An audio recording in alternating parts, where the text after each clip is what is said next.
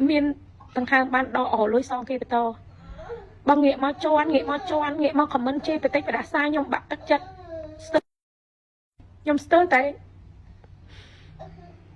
nhom ăn vậyประมาณชีวิตខ្លួនឯងទេព្រោះខ្ញុំតាំងពីដើមមកខ្ញុំស៊ូខ្ញុំមិនដែលគិតថាចង់ងាប់ទេឬមួយក៏ចង់ឲ្យខ្ញុំដើរដល់ផ្លូវតលហ្មងទៅទាំងកូនក្នុងពោះហ្មងប្រមាណជីវិតខ្ញុំម៉េះ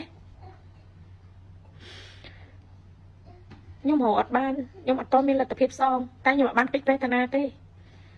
រាល់ថ្ងៃខ្ញុំនៅផ្ទះជួលសូម្បីតែកូនខ្ញុំរៀនក៏មិនបានរៀនសាលាល្អសាលាថ្លៃឯណាដែរបងមួយខែរស់មួយខែបើ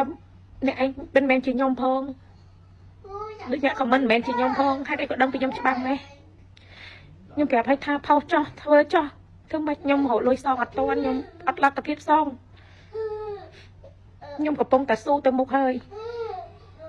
ខ្ញុំមិនមានលាក់លៀនទ្រព្យសម្បត្តិណាសេះសល់ទៅបីបន្តិចទេ